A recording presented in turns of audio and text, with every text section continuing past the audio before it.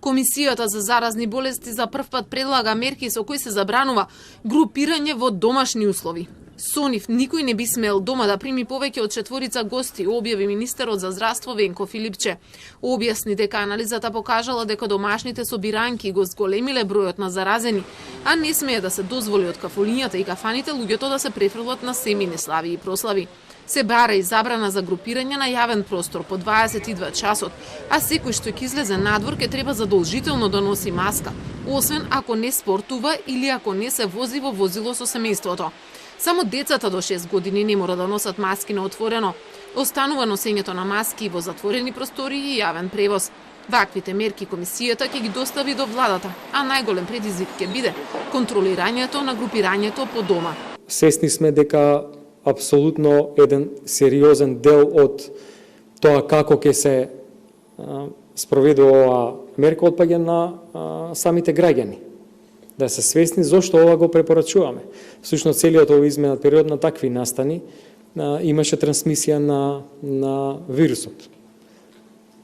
Технички и формално по пријава може секогаш да интервенира и полицијата и инспекторатите, но е многу битно граѓаните да се свесни што треба да избегнуваат во периодот кој што е пред нас. Големи семејни настани, кај што практично и пред нас доаѓа период на слави и така натаму, се огромен ризик. Инаку според Филипче, во моментов има најголем број на хоспитализирани после јулските бројки.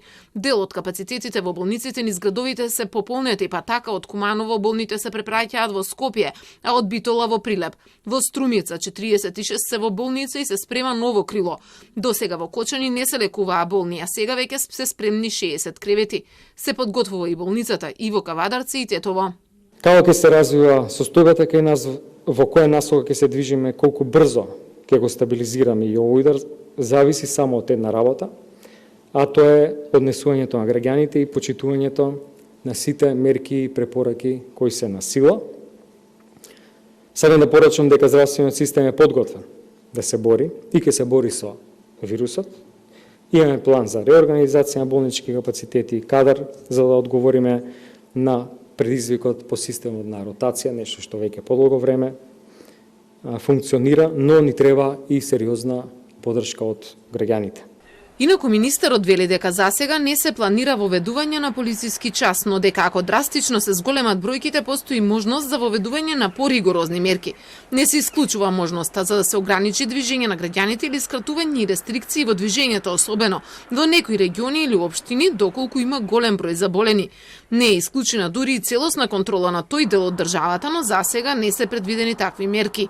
Министерот Филипче апелираше граѓаните и трговските објекти за време на викендот без ДДВ кој следува да се држат до протоклите, затоа што според него така нема да има опасност од ширење на вирусот.